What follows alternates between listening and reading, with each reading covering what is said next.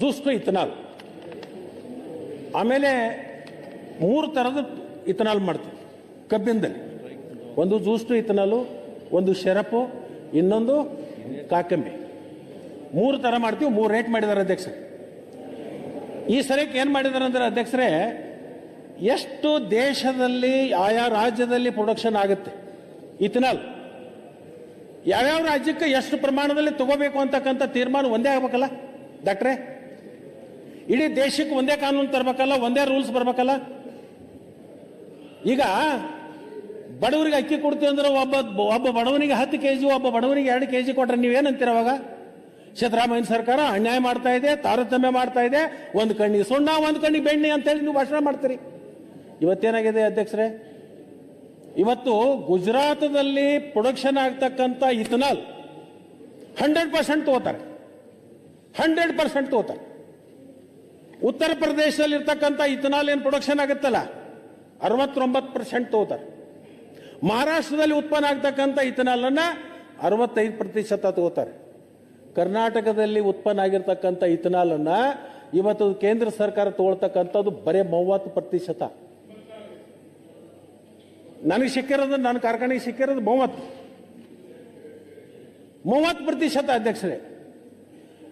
ಇಲ್ಲೇನು ಕರ್ನಾಟಕದಲ್ಲಿ ಗೋವಿನ ಜೋಳ ಖರೀದಿ ಮಾಡಿಕೊಂಡು ಇಥನಾಲ್ ಅನ್ನ ಮಾಡ್ತಾ ಇದ್ದಾರಲ್ಲ, ನನಗೆ ಒಂದು ವರ್ಷಕ್ಕೆ 3 ಕೋಟಿ ಲೀಟರ್ ಉತ್ಪಾದನೆ ಮಾಡಿದ್ರೆ ನನಗೆ ಸಿಕ್ಕಿರ್ತಕ್ಕಂಥದ್ದು 70 ಲಕ್ಷ ಲೀಟರ್ ಆದರೆ ಉಳಿದಿದ್ದು ಗೋವಿನ ಜೋಳ ತಗೊಂಡು ನಾನೇನು ಮಾಡ್ಬೇಕು ಅಧ್ಯಕ್ಷರೇ?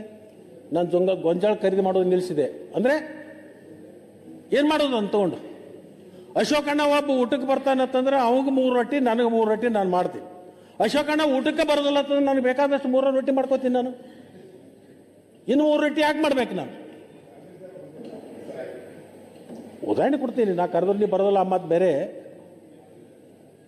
ಆದರೆ ಅಧ್ಯಕ್ಷರು ಇವತ್ತಿನ ದಿವಸ ಗೋವಿನ ಜೋಳ ರೇಟ್ ಬಿದ್ದಿರ್ತಕ್ಕಂಥದ್ದು ಕೇಂದ್ರ ಸರ್ಕಾರ ಈ ತಾರತಮ್ಯ ಮಾಡಿದ್ರಿಂದ ಇದು ನಿಂತು ಹೋಗಿದ್ದೆ. ಅದಕ್ಕೆ ನಾನು ಹೇಳ್ತೀನಿ ಅಂದರೆ, ಈ ಅಧಿವೇಶನ ಮುಗಿದ್ಮೇಲೆ ನೋಡಿ, ಪಕ್ಷ ಬೇರೆ ಇರ್ಬೋದು, ಸರ್ಕಾರ ಬೇರೆ ಇರ್ಬೋದು, ಏನೇ ಇರ್ಬೋದು, ನಾವೆಲ್ಲರೂ ಬಂದಿರತಕ್ಕಂಥದ್ದು ಈ ಮನೆಗೆ ಈ ರಾಜ್ಯದ ರೈತರ ಹಿತವನ್ನು ಕಾಪಾಡೋಗೋಸ್ಕರ, ಈ ರಾಜ್ಯದ ಜನರ ಹಿತವನ್ನು ಕಾಪಾಡೋಗೋಸ್ಕರ ನಾವು ಪಕ್ಷಾತೀತವಾಗಿ, ನಮಗೇನು ಅವ್ರೇನು ವೈರಿಗಳಲ್ಲ ಕೇಂದ್ರದವ್ರು ಅಥವಾ ರಾಜ್ಯ ಸರ್ಕಾರ ರೈತರ ವಿರೋಧಿನೂ ಅಲ್ಲ.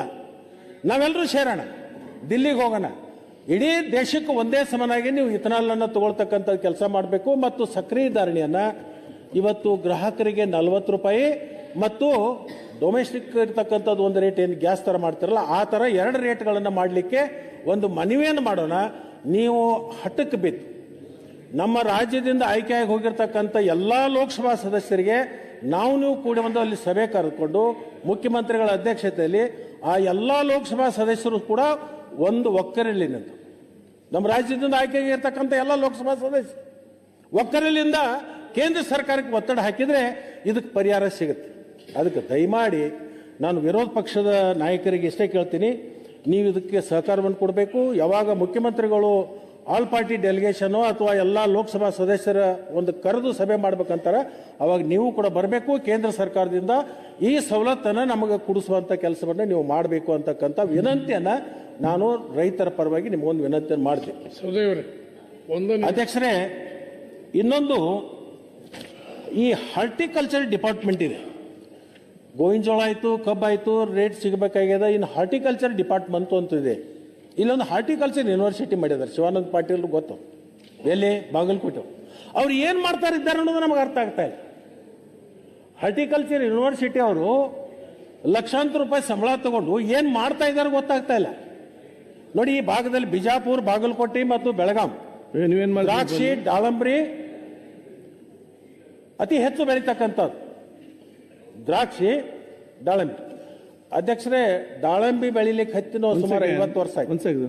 ನೀವು ಎಂತ ಮಾಡ್ತೀವಿ? ಅಲೋ, ನೀವು ಎಂತ ಪಂಚಾಯತ್ಗೆ ಅಲ್ಲಿ ನೀವೇನು ಮಾಡ್ತೀರಿ? ಸೈಡ್ ಕೂತ್ಕೊಳ್ಳಿ. ದಾಳಂಬ್ರಿ ಬೆಳಿಲಿಕ್ಕೆ 50 ವರ್ಷ ಆಯ್ತು. ಅದು ಕೊಪ್ಪಳ ಜಿಲ್ಲೆದಾಗ ಬೆಳೀತಿದ್ರು, ಬಿಜಾಪುರದಾಗ ಬೆಳೀತಿದ್ರು, ಬೆಳಗಾಂದಲ್ಲಿ ಬೆಳೀತಿದ್ರು. ಇಲ್ಲಿವರೆಗೆ ಅಧ್ಯಕ್ಷರೇ ಹಾರ್ಟಿಕಲ್ಚರ್ ಯೂನಿವರ್ಸಿಟಿ ಅವರು ಒಂದು ರಿಸರ್ಚ್ ಮಾಡಲಿಲ್ಲ. ಆ ದಾಳಂಬಿಗೆ ಯಾವ ರೋಗ ಬಂದರೆ ಯಾವುದು ಔಷಧ ಕೊಡಬೇಕು, ಯಾವುದು ಸ್ಪ್ರೇ ಮಾಡಬೇಕು ಅನ್ನೋವಂಥದ್ದು ಇಲ್ಲಿವರೆಗೆ ಒಂದೂ ರಿಸರ್ಚ್ ಮಾಡಲಿಲ್ಲ. ಸಾಕಷ್ಟು ರೋಗಗಳು ಬರ್ತಾವೆ. ಕ್ಯಾರ್ ರೋಗ ಬರುತ್ತೆ, ಬೇರೆ ಬೇರೆ ಮಂಜಿನ ರೋಗ ಬರುತ್ತೆ, ಬೇರೆ ಬೇರೆ ರೋಗಗಳು ಬರ್ತಾವೆ. ಅದಕ್ಕೆ ಯಾವ ರೋಗಿಗೆ ಏನು ನಮ್ಮಲ್ಲಿ 19ರೊಳಗೆ ಇದು ಬಂತಲ್ಲ ಕರೋನಾಕ್ಕೆ ಬಂದಾಗ ಗೊತ್ತಲ್ಲ ನಿಮಗೆ. ಆ ಕರೋನಾಕ್ಕೆ ಯಾವುದೇ ಔಷಧ ಇಲ್ಲ. ಯಾವ ಡಾಕ್ಟ್ರ್ ಯಾವನಿಗೆ ಮನುಷ್ಯಗೆ ಯಾವ್ದು ಬರ್ತೈತೆ ಆ ಇಂಜೆಕ್ಷನ್ ಹೊಡ್ಯಾವ. ಈಗ ದಾಳಂಬಿ ಪರಿಸ್ಥಿತಿ ಹಂಗಾಗಿದೆ ಅಧ್ಯಕ್ಷರೇ. ಯಾವ ರೋಗಕ್ಕೆ ಯಾವ ಔಷಧಿ ಹಾಕಬೇಕು ಅನ್ನೋದು ಇನ್ನೂ ತನಕ ರಿಸರ್ಚ್ ಆಗ್ತಾ ಇಲ್ಲ. 50 ವರ್ಷ ಆಯ್ತು. ಅದನ್ನ ಹಾರ್ಟಿಕಲ್ಚರ್ ಮಿನಿಸ್ಟರ್ ಗಮನಕ್ಕೆ ತಗೋತಿರೋ, ಅಗ್ರಿಕಲ್ಚರ್ ಮಿನಿಸ್ಟರ್ ಗಮನಕ್ಕೆ ತಗೋತಿರೋ, ಯಾರು ತಗೋತೀರಿ ಅದನ್ನು ಸರಿ ಮಾಡ್ತಕ್ಕಂಥ ಕೆಲಸವನ್ನ ತಾವು ಮಾಡಬೇಕು ಅಂತಕ್ಕಂಥದ್ದನ್ನ ಈ ಸಂದರ್ಭದಲ್ಲಿ ನಾನು ಹೇಳಲಿಕ್ಕೆ ಬಯಸ್ತೇನೆ ಅಧ್ಯಕ್ಷರೇ. ಅದರ ಜೊತೆಗೆ ಎಲ್ಲ ಜನರದ್ದು ಒಂದು ಬೇಡಿಕೆ ಇವತ್ತಿನ ದಿವಸ ಏನು ತಾರತಮ್ಯ ಅಂತಕ್ಕಂಥದ್ದು ಬರ್ತಾ ಇದೆಯಲ್ಲ ಅಧ್ಯಕ್ಷರೇ, ಇವತ್ತು ಆ ಭಾಗದಲ್ಲಿ ಕಲ್ಯಾಣ ಕರ್ನಾಟಕ ಅಭಿವೃದ್ಧಿ ಮಂಡಳಿ ಅಂತ ಹೇಳಿ ಒಂದು ಮಾಡಿಕೊಂಡು ಪ್ರತಿ ವರ್ಷ 5,000 ರೂಪಾಯಿ ಏನು ಕೊಡ್ತಾ ಇದ್ದೀರಿ. ಈ ಭಾಗದಲ್ಲಿ ಇರ್ತಕ್ಕಂಥ ಕಿತ್ತೂರು ಕರ್ನಾಟಕ ಏನು ಅಭಿವೃದ್ಧಿ ಮಂಡಳಿಯನ್ನು ಸ್ಥಾಪನೆ ಮಾಡಿಕೊಂಡು ಲಕ್ಷ್ಮಣ ಅವರು 5,000 ಕೋಟಿ 5,000 ಕೋಟಿ ಅದೇ ಸಾರಿ ಅದು ಕರೆಕ್ಷನ್ ಮಾಡಿಕೊಟ್ಟು 5,000 ಕೋಟಿಯನ್ನು ಕೊಡ್ತಾರಲ್ಲ. ನೀವು ಕನಿಷ್ಠ ಈ ವರ್ಷಕ್ಕೆ ಘೋಷಣೆ ಮಾಡಿ, ಆರಂಭ ಆದರೂ ಮಾಡಿ. ಏನು 1,000 ಕೋಟಿ ಕೊಡ್ತಿರೋ, 2,000 ಕೋಟಿ ಕೊಡ್ತಿರೋ, ಎಷ್ಟಾದ್ರೆ ಕೊಟ್ಟು ಒಂದು ಅಭಿವೃದ್ಧಿ ಮಂಡಳಿ, ಕಿತ್ತೂರು ಕರ್ನಾಟಕ ಅಭಿವೃದ್ಧಿ ಮಂಡಳಿ ಅಂತ ಮಾಡಿಕೊಂಡು ಅದನ್ನ ಸ್ಥಾಪನೆ ಮಾಡಿಕೊಂಡು ಕನಿಷ್ಠ ಪಕ್ಷ 1,000 2,000 ಈ ವರ್ಷಕ್ಕೆ ಕೊಡಿ.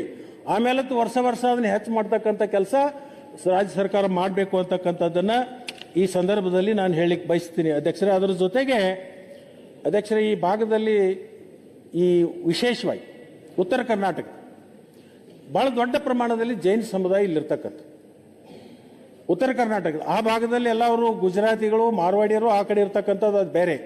ದಿಗಂಬರ ಮತ್ತು ಶೀತಂಬರ ಅಂತ ಎರಡು ಅದರಲ್ಲೇನೇ ಸಬ್ ಕಾಸ್ಟ್ಗಳು ಬರ್ತವೆ.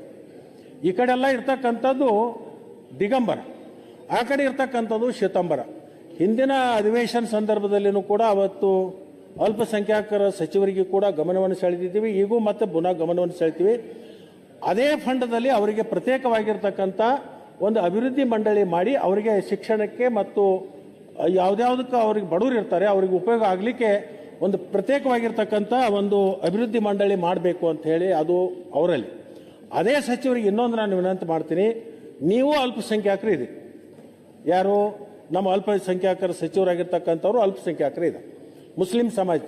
ಅದರಲ್ಲಿ ಒಳಪಂಗಡಗಳಿದಾವೆ ಅಧ್ಯಕ್ಷರೇ. ಅಲ್ಲಿನೂ ಕೂಡ ಅಲ್ಲಿ ನದಾಫಾ ಪಿಂಜಾರ ಅಂತ ಹೇಳಿ ಕಿಶನ್ ಒಂದು ಕಮ್ಯುನಿಟಿ ಇದೆ, ನಿಮಗೂ ಗೊತ್ತಿದೆ, ಅದು ನಿಮಗೂ ಭಾಳ ಅದು ಅರ್ಥ ಮಾಡ್ಕೊಂಡಿರ್ತಕ್ಕಂಥವ್ರು ಸ್ಪೀಕರ್ ನಮ್ಮವರಿದೆ. ಏನಾಗ್ತಾ ಇದೆ ಅಂದರೆ ಆ ಕಮ್ಯುನಿಟಿ ಬಹಳಷ್ಟು ನಿರ್ಲಕ್ಷ್ಯಕ್ಕೆ ಒಳಗಾಗಿದೆ. ಈ ನದಾಫಾ ಮತ್ತು ಪಿಂಜಾರ ಅಂತಕ್ಕಂಥ ಏನು ಸಮುದಾಯ ಇದೋ ಆ ಸಮುದಾಯ ಸರ್ಕಾರದ ಸವಲತ್ತುಗಳಿಂದೂ ವಂಚಿತ ಆಗಿದೆ, ಉದ್ಯೋಗದಲ್ಲಿನೂ ವಂಚಿತ ಆಗಿದೆ, ಅದರ ಜೊತೆಗೆ ರಾಜಕೀಯದಲ್ಲಿನೂ ಕೂಡ ಸಾಕಷ್ಟು ಅವರು ವಂಚಿತ ಆಗಿರ್ತಕ್ಕಂಥ ಒಂದು ಸಮುದಾಯ ಏನಿದೆಯಲ್ಲ, ಆ ಪಿಂಜಾರ್ ನದಾಫ್ ಅಂತಕ್ಕಂಥ ಏನು ಸಮುದಾಯ ಇದೆ ಅದಕ್ಕೆ ತನ್ನದೇ ಆಗಿರ್ತಕ್ಕಂಥ ಒಂದು ಒಳ ಮೀಸಲಾತಿಯಲ್ಲಿ ಅವರಿಗೊಂದು ಸ್ಥಾನಗಳನ್ನು ಕೊಡ್ತಕ್ಕಂಥ ಕೆಲಸಗಳಾಗಬೇಕು.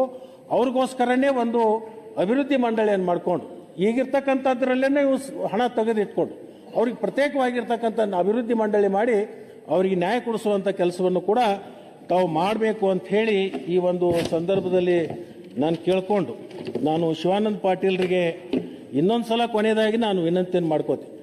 ನಿಮ್ಮದು ಇಲಾಖೆ ನಿಮ್ಮದು ಇರಲಿಕ್ಕಿಲ್ಲ, ಬಟ್ ನೀವೊಬ್ಬರು ಸಕ್ಕರೆ ಸಚಿವರಾಗಿ ನೀವು ಹೆಚ್ಚು ಆಸಕ್ತಿ ವಹಿಸಬೇಕು. ಆ ರೈತರ ಪುಣ್ಯ ಕಟ್ಕೊಳ್ತಕ್ಕಂಥದ್ದು ತಾವು ಮಾಡಬೇಕು ಅಂತ ಹೇಳಿ ನಾನು ಮತ್ತೊಮ್ಮೆ ನಿಮಗೆ ನಾನು ಒತ್ತಾಯ ಮಾಡ್ತೀನಿ. ಯಾಕಂತಂದ್ರೆ ಪ್ರತಿ ಸಲ ಮಾತಾಡೋದ್ರಿಂದ ಪ್ರತಿ ಸಲ ಮಾತಾಡೋದ್ರಿಂದ ನಿಮಗೆ ಮನಸ್ಸಿಗೆ ಆಸೆ ಮಾಡಬಾರ್ದು ಅನ್ನೋದು ಅಂತಃಕರಣ ಇದ್ರೂ ಕೂಡ ಅನಿವಾರ್ಯತೆ ಆಗಿದೆ. ಯಾಕಂತಂದ್ರೆ ಜನ ನಮ್ಮನ್ನು ಕೇಳ್ತಾರೆ. ಇಷ್ಟು ದಿವಸ ಮಾತಾಡಿ ಈ ಸರಕ್ಕೆ ಏನೂ ಲಕ್ಷ್ಮಣ ಸವದಿ ಮಾತಾಡಲಿಲ್ಲ ಅಂತಂದ್ರೆ ಲಕ್ಷ್ಮಣ ಸವದಿ ಮನೆಗೆ ಬಹುತೇಕ ಸೂಟ್ಕೇಸ್ಗಳು ಹೋಗಿದ್ದಾವೆ ಏನೋ ಅಂತ ಹೇಳಿ ಆ ರೈತರು ನನಗೆ ಮಾತಾಡ್ಕೊಳಕತ್ತಾರ. ಅದು ಶಬ್ದ ಬರಬಾರ್ದು ಅಂತ ತಿಳ್ಕೊಂಡು ಈ ಮಾತನ್ನು ನಾನು ಹೇಳಬೇಕಾಗಿರ್ತಕ್ಕಂಥ. ಅದಕ್ಕೆ ದಯಮಾಡಿ ನನ್ನ ಜವಾಬ್ದಾರಿ